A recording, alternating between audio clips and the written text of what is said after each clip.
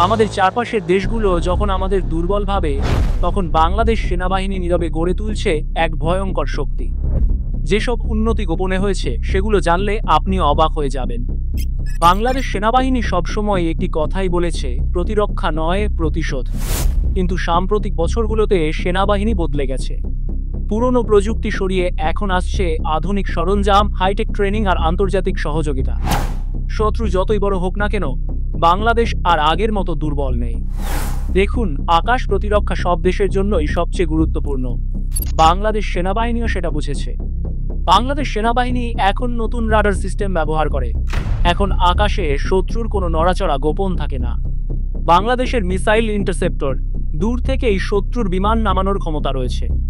যুদ্ধের সবচেয়ে বড় হুমকি ড্রোন, আর বাংলাদেশ এখন ড্রোন ডিটেকশন সিস্টেমে এগিয়ে। যুদ্ধ হলে শত্রুর প্রথম স্ট্রাইক আকাশপথে আসবে, আর সেখানেই বাংলাদেশ দেখাবে আসল শক্তি। স্থলবাহিনীতেও এসেছে অনেক পরিবর্তন। পুরনো ট্যাঙ্কগুলো রিপ্লেস করা হয়েছে আধুনিক সাজোয়াজান দিয়ে, নতুন আর্মোর্ড ভেহিকল যোগ হয়েছে। আর সবচেয়ে বড় পরিবর্তন এসেছে স্পেশাল ফোর্সে। কমান্ডোদের ট্রেনিং এখন আন্তর্জাতিক মানের। রাতের অন্ধকারে বা সীমান্তের যে কোনো এলাকায় নিখুঁত অপারেশন চালাতে পারছেন তারা। আর বাংলাদেশ নৌবাহিনী এখন শুধু নদীতে সীমাবদ্ধ নয়, সাবমেরিন ইউনিট এখন আরও শক্তিশালী হয়েছে। কোস্টাল ডিফেন্স সিস্টেম এতটাই উন্নত যে সমুদ্রে শত্রুর নৌকা বা সাবমেরিন ঢুকলেই শনাক্ত হবে। আর সবচেয়ে গোপন উন্নয়ন হচ্ছে সমুদ্র থেকে মিসাইল ছোড়ার ক্ষমতা, যা বাংলাদেশকে দিয়েছে এক ভয়ঙ্কর স্ট্র্যাটেজিক সুবিধা। এখনকার যুদ্ধ শুধু ময়দানে হয় না, হয় সাইবার স্পেসেও। বাংলাদেশ সেনাবাহিনী গড়ে তুলেছে গোপন সাইবার ইউনিট, যারা শত্রুর সিস্টেমে হ্যাক করে আক্রমণ ঠেকাতে পারে। ইন্টেলিজেন্স ডিভিশনও এখন আরও তীক্ষ্ণ। সীমান্তে যে কোনো অস্বাভাবিক নড়াচড়া আগেভাগেই শনাক্ত হয়। চীন, তুরস্ক, এমনকি ইউরোপের কিছু দেশের সাথে সামরিক সহযোগিতা এখন বাংলাদেশের অন্যতম শক্তি। উন্নত অস্ত্র কেনা থেকে শুরু করে ট্রেনিং পর্যন্ত সব জায়গায় এসেছে নতুন মাত্রা। এর মানে, যুদ্ধ হলে বাংলাদেশ একা লড়বে না, থাকবে সহযোগী শক্তিও।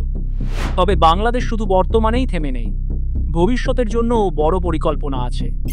স্থানীয়ভাবে অস্ত্র উৎপাদন, উন্নত এয়ার ডিফেন্স সিস্টেম, হাইপারসোনিক মিসাইলের দিকে নজর দিয়েছে বাংলাদেশ সেনাবাহিনী। আর সীমান্তে স্মার্ট সার্ভেইল্যান্স সিস্টেম, সব মিলিয়ে বাংলাদেশকে রিজিওনাল পাওয়ার হিসেবে দাঁড় করানোর লক্ষ্য নিয়ে এগোচ্ছে বাংলাদেশ। কিন্তু এই উন্নতি শুধু বাহ্যিক শক্তির প্রদর্শনী নয়, বরং এর ভেতরে আছে কৌশল, পরিকল্পনা আর দূরদর্শী ভিশন। আধুনিক ড্রোন সিস্টেম থেকে শুরু করে স্যাটেলাইট নজরদারি, সব ক্ষেত্রেই বাংলাদেশ নিজেদের প্রযুক্তিগত সক্ষমতা বাড়িয়ে নিচ্ছে। বিশেষ করে সাইবার ও ইলেকট্রনিক ওয়ারফেয়ার ইউনিট এখন গড়ে তোলা হচ্ছে আন্তর্জাতিক মানে। আকাশে শত্রুর মিসাইল ওঠার আগে সেটিকে ট্র্যাক করে ধ্বংস করার ক্ষমতা। এই লক্ষ্যেই কাজ চলছে আমাদের ডিফেন্স টেকনোলজির উন্নয়নে।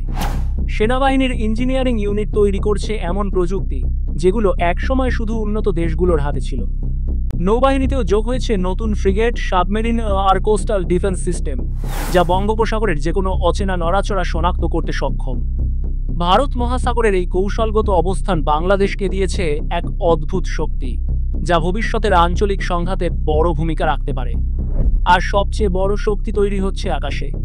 আধুনিক jet, surface to air missile আর আকাশ প্রতিরক্ষা রাডার মিলিয়ে এখন বাংলাদেশ তৈরি করছে এক মাল্টিলেয়ার্ড এয়ার ডিফেন্স সিস্টেম।